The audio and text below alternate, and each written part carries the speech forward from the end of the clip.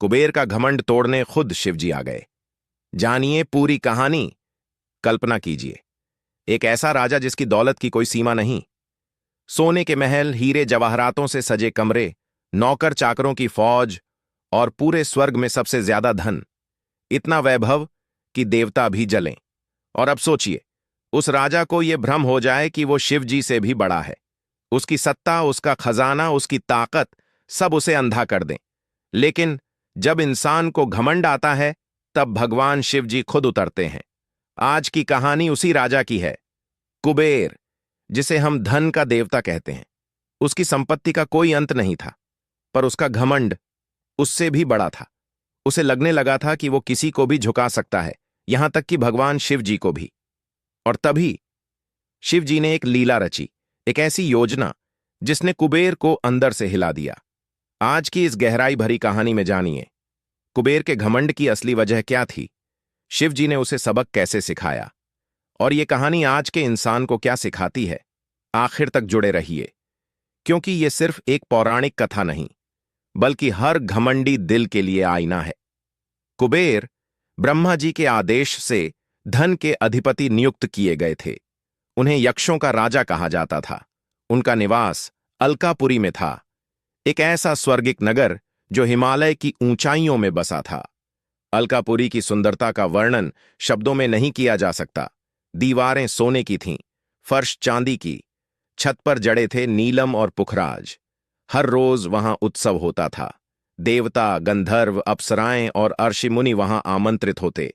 नाच गाना, भव्य भोज, संगीत और वैभव। कुबेर का हर दिन एक त्योहार की तरह बीतता। कुबेर को यह सब ब्रह्मा के आशीर्वाद से मिला था, पर धीरे धीरे उसके भीतर घमंड आने लगा। उसने सोचना शुरू कर दिया, स्वर्गलोक में सबसे धनवान मैं हूं। मेरे बिना देवताओं की सभा अधूरी है। मैं जो चाहता हूं वही होता है। यही विचार उसका पतन बनने वाले थे।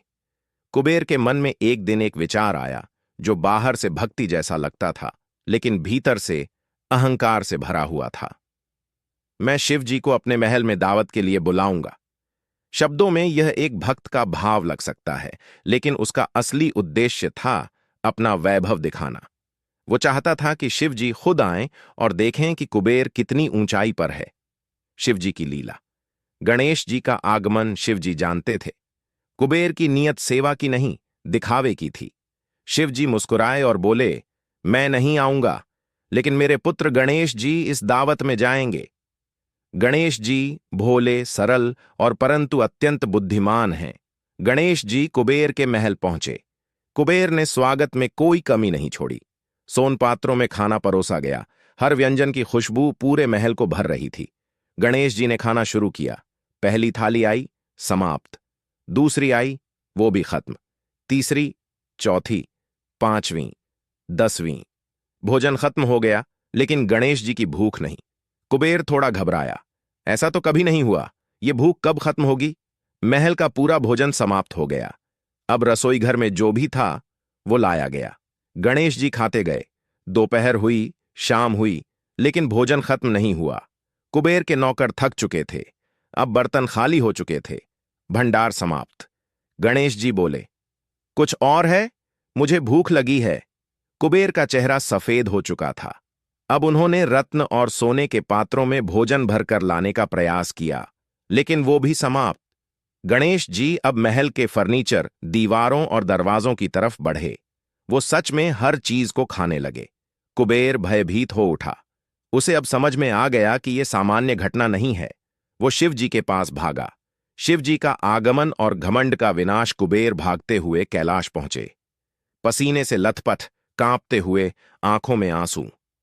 उन्होंने शिव जी के चरण पकड़ लिए और बोले, प्रभो, मुझे क्षमा करें। मैंने आपसे दावत के नाम पर अहंकार की परीक्षा ली। मैंने अपनी संपत्ति का दिखावा किया, भक्ति नहीं दिखाई। शिव जी बोले, कुबेर, धन तुम्हारे पास है, लेकिन विनम्रता नहीं। तुमने भगवान को दिखाने का प्रयास किया कि तुम्हारे पास क्या है, लेकिन भगवान को दिखाने की जरूरत नहीं होती, उन्हें महसूस किया जाता है। गणेश जी की भूख वो आईना था जिसमें तुमने अपनी आत्मा का असली चेहरा देखा। तुम्हारा धन तब तक व्यर्थ है जब तक उसमें सेवा की भावना नहीं जुड़ी हो। कुबेर रोते रहे। उन्होंने पहली बार अपने भीतर झांका। शिवजी ने हाथ बढ़ाया, कुबेर को उठाया और कहा, अब तुम धनपति के साथ साथ विनम्रता के भी प्रतीक बनो। अपने धन से लोक कल्याण करो, तभी तुम सच में महान कहलाओगे। कुबेर की कहानी यहीं समाप्त होती है, लेकिन इसका संदेश आज भी हर युग में प्रासंगिक है। कुबेर जैसा वैभव शायद हमारे पास न हो, लेकिन थोड़ा सा ज्ञान, थोड़ी सी सफलता, थोड़ी सी संपत्ति मिलते ही हम भी वैसा ही अहंकार पालने लगते हैं। अहंकार धीरे धीरे आत्मा को खोखला कर देता है। वो दूसरों को नहीं, हमें ही खा जाता है। इसलिए जहां धन हो वहां सेवा हो, जहां शक्ति हो वहां नम्रता हो, जहां यश हो वहां संयम हो, क्योंकि ईश्वर कभी भी घमंड में नहीं बसते, वो हमेशा विनम्रता में वास करते हैं। अगर ये कहानी आपको दिल से छू गई हो तो कमेंट में जरूर लिखिए, विनम्रता ही सच्चा वैभव है। इस वीडियो को उन सबके साथ जरूर शेयर करें जो दौलत तो पाना चाहते हैं, पर ये भूल जाते हैं कि धन से बड़ा चरित्र होता है। मिलते हैं अगली कथा में। तब तक याद रखिए, कुबेर भी झुका जब अहंकार हावी हो गया। आप क्यों नहीं सीखेंगे उससे पहले?